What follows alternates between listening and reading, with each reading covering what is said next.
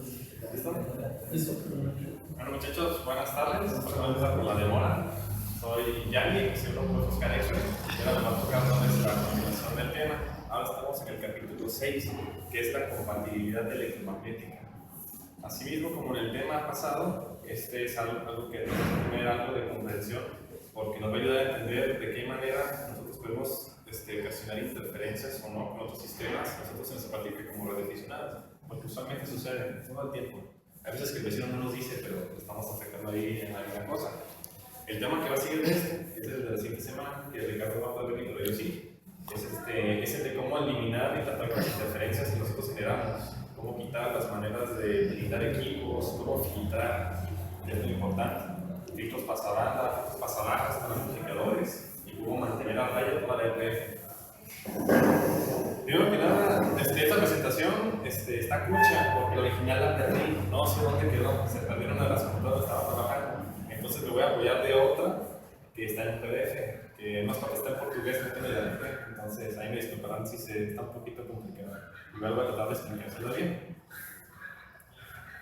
Bien, vamos a ver una introducción, no nos vamos a meter muy de lleno, ¿por qué? Porque requiere un desarrollo matemático muy amplio y la verdad no tenemos el tiempo para ponernos a revisar todas las ecuaciones y saber el por qué un sistema es o no electromagnéticamente compatible con otro. Entonces lo vamos a ver por encima de una manera comprensible. Tenemos aquí 3 puntos, ahora va a estar un poquito más corta que la pasada que duró una hora. Tenemos los aspectos generales de la compatibilidad electromagnética, un poco de historia, que esto la verdad está un poquito de más, y ejemplos. Dentro de los aspectos generales de la compatibilidad electromagnética, que tenemos aquí sus siglas en inglés, que es Electromagnetic Compatibility, tenemos que es la habilidad de un sistema de no causar interferencias, no electromagnéticas, a otros equipos, pero al mismo tiempo que recibe interferencia a él mismo o que también se pueda hacer interferencia a sí mismo, porque eso sucede. Y por otra parte, se puede definir una interferencia. ¿Alguien que me diga qué es una interferencia? ¿Qué comprenden por interferencia? ¿Tú, Miguel, tú sabes? Sí, cuando un tipo recibe algo de ese, se llama ya como trabaja diferente de manera que algo lo incidió y no es su manera normal de trabajo. Exactamente. Esto es, definimos una interferencia como una señal indeseada que provoca a su vez un comportamiento indeseado en un dispositivo.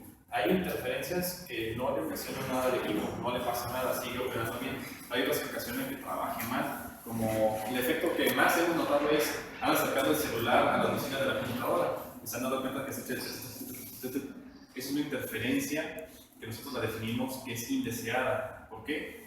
Porque está trabajando, las bocinas no están hechas para sintonizar frecuencias del celular, pero sin embargo nosotros por la cercanía se están acoplando y se está iniciando el ruido que es una interferencia porque no se supone que la bocina haga ese ruido, entonces decimos que es indeseado.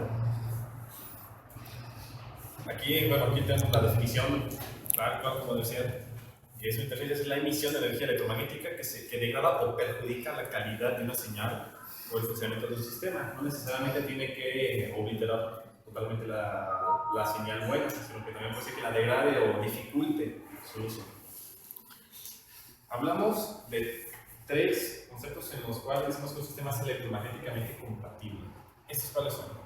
Si no causa interferencia con otros sistemas, si no es susceptible a las emisiones de otros sistemas hacia él, o sea, que este no afecte a otros y que otros lo afecten a él, y si no se causa interferencias consigo mismo. Porque hablando en un radio, si no está, por ejemplo, la antena sintonizada correctamente, como les comenté que había retorno de RF, que la antena se tiene que mantener de RF en la antena, no la transmisión, a veces que la misma RF que genera el aparato se retroalimenta y se genera ahí un problema. A mí me pasaba que se retroalimentaba ese RF, el radio se apagaba y la fuente entraba en modo protección. Esto era ¿por qué? Porque la RF en vez de mantenerse en la antena se me estaba regresando al shack, no tenía camino a tierra, entonces los sistemas no están hechos para trabajar con alta frecuencia. Entonces, ¿qué haces? Los vuelves locos. Más que nada los semiconductores son los que los volvemos locos con la radiofrecuencia. Tenemos aquí el esquema básico de cómo sería en bloques un sistema de compatibilidad electromagnética. Vamos a tener una fuente o emisor, el camino de acoplamiento, que ese es en el que nosotros podemos tener control más usualmente para tratar de eliminarlo. y el receptor que le demos que es la víctima. Las interferencias ocurren si la energía recibida causa en el receptor un comportamiento indeseado, está trabajando como no debería o empieza a fallar o totalmente deja de funcionar. En el peor de los casos, si es destructiva esta interferencia, el equipo se daña totalmente, ya no funciona, lo queman. Una transferencia de energía no intencionada causa interferencia solo si la magnitud de esa energía es importante, es lo suficientemente grande o su contenido espectral a la entrada. No necesariamente tiene que ser mucha potencia, como por ejemplo un celular y unas bocinas, si es mucha potencia la que están recibiendo por la cercanía. Pero también, si la señal que estamos dejando tiene mucho contenido, o sea, muchas frecuencias, muchas armónicas, también le causan problemas. Y eso es lo que sucede con una antena que no está sintonizada. Tenemos armónicas que se empiezan a desparramar. Si lo tenemos en un acelerador de espectro, se vería un reguero de las frecuencias, fundamental, un reguero de frecuencias hacia los lados, que en alguna de esas puede que acople el sistema y empiecen las interferencias. Después hay que tratar de tener las antenas sintonizadas. Una transmisión no intencionada de energía no tiene por qué necesariamente ser perjudicial. Lo que les decía, puede haber transmisiones que el equipo de alguna manera pueda manejar y no le ocasione que fallen. Hay otros casos en los que totalmente truena el aparatito. Los emisores y receptores intencionados y no intencionados dependen del camino de acoplamiento. Ahorita vamos a hablar de los caminos de acoplamiento. Por ejemplo, una estación de AM que transmite con 50.000 watts aproximadamente durante el día. La emisión de esa estación de radio, nosotros la recibimos en un radio que está sintonizado a esas frecuencias. Entonces, ¿qué hacemos? Podemos escuchar lo que se está transmitiendo y hablamos de una emisión intencionada. Porque la frecuencia a la que estamos transmitiendo, la estación está transmitiendo, está destinada para que esos equipos funcionen. Pero sin embargo, una estación que emite un radio de frecuencias que no está sintonizada por ese equipo, como lo puede ser un teléfono, los de casa, los teléfonos de casa, las bocinas de la computadora, que empiezan a recibir señales y se empiezan a escuchar ahí, pero no estaban diseñadas para escuchar esas frecuencias. Hablamos de una emisión inintencionada o no intencionada. Esto es que hay un camino de acoplamiento no intencionado.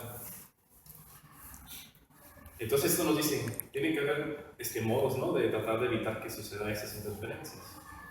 Hay tres, de las cuales no todas se pueden, no solamente tenemos control sobre ellas. Una sería suprimir la emisión de su fuente. Digamos que si ese transmisor tiene su contenido espectral es muy amplio, o sea, tiene muchas frecuencias, muchos armónicos. Si no sabes que tu estación está metiendo muchos armónicos, ustedes creen que lo van a hacer, les van a churros, no lo van a cambiar. Entonces, sobre no tenemos, como lo mencionamos, sí con nuestros equipos, sí podemos filtrarlos. Dos, tenemos que hacer el camino de acoplamiento tan ineficiente como sea posible. Sí es uno sobre el que tenemos control casi la mayoría del tiempo. O hacer el receptor menos susceptible a la emisión. Esto es a base de blindajes. Reduciendo el contenido de altas frecuencias de la emisión, obviamente vamos a reducir las interferencias, reducir la eficiencia del camino de acoplamiento más que nada, y obviamente vamos a disminuir el nivel de señal en el receptor. Pero ahora, tenemos mucho camino de acoplamiento. ¿Qué es el camino de acoplamiento? Como ustedes saben, ustedes si tienen en el eje, como por ejemplo las líneas telefónicas, que son cables no trenzados, son siempre transmisores, son dos conductores paralelos. Entonces, ¿qué pasa si yo tengo un radio muy cerca? Estos dos conductores van a actuar como una antena, aunque no estén diseñados para tal. Porque si da la casualidad que la longitud de onda con la que yo transmito y un pedazo de una sección de ese cable resulta tener un múltiplo de esa longitud de onda, existe un acoplamiento entre ellos. El acoplamiento puede ser capacitivo o inductivo, se puede también por conducción o por radiación, va a depender.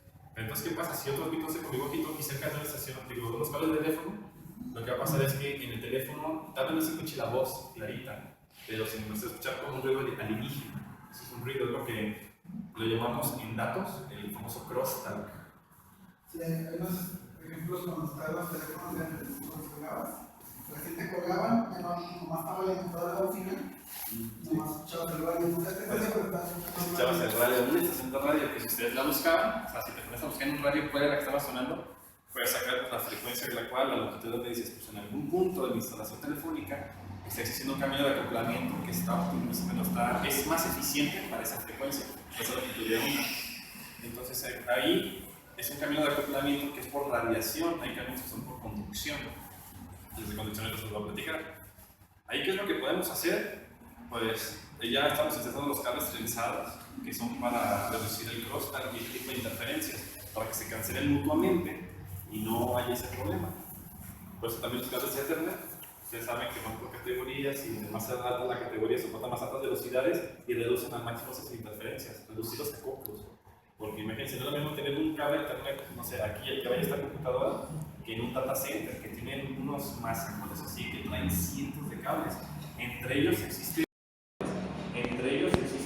acoplamientos, pero el trenzado entre los cables y su posición en el cable y los cruzados que llevan ayudan a que el camino sea menos eficiente y se afecten menos. Y obviamente los datos se deterioran menos.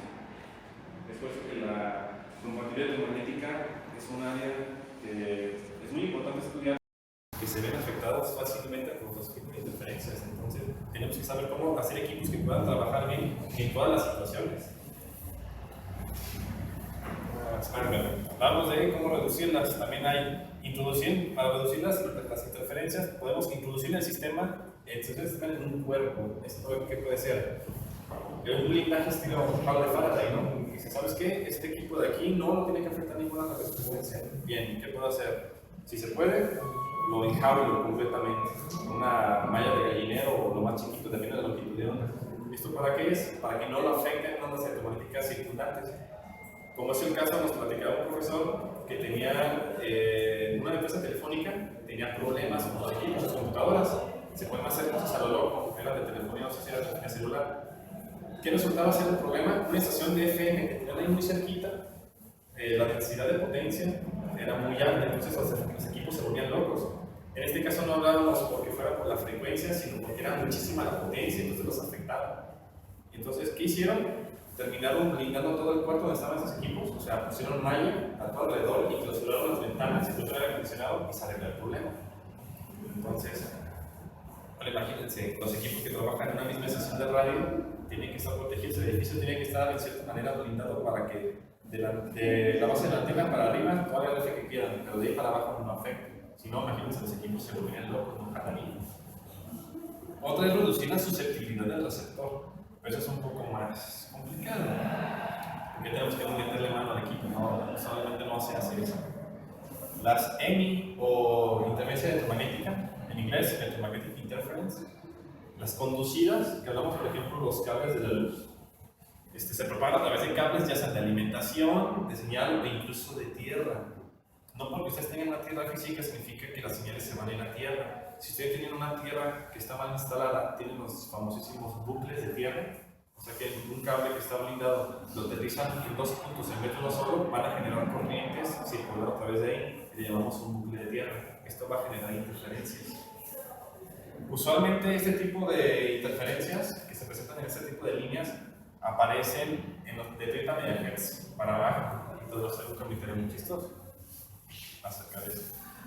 Las semirradiadas, hablamos por ejemplo, se decía como estaciones de radio que están en las líneas telefónicas, son debidas a la generación de ondas electromagnéticas, puramente, no es conducción que sea de líneas de la luz. El proceso fundamental de la radiación se debe a la aceleración de cargas en los conductores. Regresándome a les voy a hacer un comentario muy importante. Estas que son conducidas, no sé si alguien ha escuchado de los famosos DTLs, o los que son para meter el internet por la línea telefónica, que valen muy barato, valen como 600 pesos, que ustedes ponen uno en un enchufe, le meten un internet, y al otro punto de su casa meten otro y jalan el internet. ¿No has escuchado de los DTLs? Los power lines. Esos aparatitos, ¿qué es lo que hacen? Ustedes meten la señal y van a modular sobre la línea de alimentación. Va a utilizar como medio de transmisión. El problema, ¿cuál es? Como les menciono, usualmente las interferencias se presentan de 30 MHz para abajo, y da la casualidad que de 30 MHz para abajo es el segmento radiodifusionado de señal corta. Estos aparatos modulan a frecuencias por aquí más sus armónicos. ¿Y qué sucede? Que si ustedes en su casa, siendo radioaficionados y teniendo radios de HF, y se les ocurre instalar un PPL, no se la van a acabar con interferencias. ¿Por qué? Porque ahora imagínense, toda la red eléctrica de su casa se va a convertir en una fuente de ruido, pero una fuente de ruido brutalmente alta, es tremendo. Imagínense, si una red de HF es muy sensible, tienes que escuchar señales que están degradadas tremendamente. pones en tu propia casa una fuente de estas frecuencias que está generando ruido, el radio se anula. O si un vecino muy cerca de ustedes tiene uno, tienen problemas. Yo tengo ahorita en mi casa como un vecino que tengo con unos cuantos armónicos, tengo este problema. No puedo operar ahí. En un buen rato se escuchan ruidos así como de moda. Se propagan a través de cables, ya sea de alimentación, de señal o incluso de tierra. No porque ustedes tengan una tierra física significa que las señales se van a ir a tierra. Si ustedes tienen una tierra que está mal instalada, tienen los famosísimos bucles de tierra, o sea que un cable que está blindado lo aterrizan en dos puntos en vez de uno solo, van a generar corrientes circulando a través de ahí, le llamamos un bucle de tierra. Esto va a generar interferencias. Estaban blindados para ese tipo de energía. Entonces, ¿qué es? Pues de lleno los tronados. Las tormentas eléctricas son otras, y que esas sí nos afectan a nosotros como radioaficionados. No traigo las fotos de esa presentación porque esta no es la mía, pero como saben, un relámpago cuando cae son miles de amperes, o sea, miles de volts y miles de amperes, como que la corriente que está fluyendo a través. Entonces, ¿qué sucede? Se generan también pulsos electromagnéticos. Cuando es por conducción, cuando cae un relámpago, que ya me pasó una vez, cayó en un poste de comisión, se fue la luz, pero como saben, en Megacable y Telecable, todos ellos ponen también sus líneas en los postes de comisión. Entonces, ¿qué sucedió? Que se fue energía por la línea coaxial, me reventó el módem, me reventó el router y una de las computadoras estaba conectada por esa descarga. En este caso fue por conducción, porque se fue por la línea. Pero también hay casos en los que por pura radiofrecuencia se inducen corrientes en las antenas. Cuando tienen ustedes arreglos grandes de antenas, apenas en llaves, direcciones, todo esto, se inducen corrientes, se cargan de estática. ¿Y dónde va a descargarse esa estática? A su radio. De luego que cuando tenga la presentación original, ven las fotos de lo que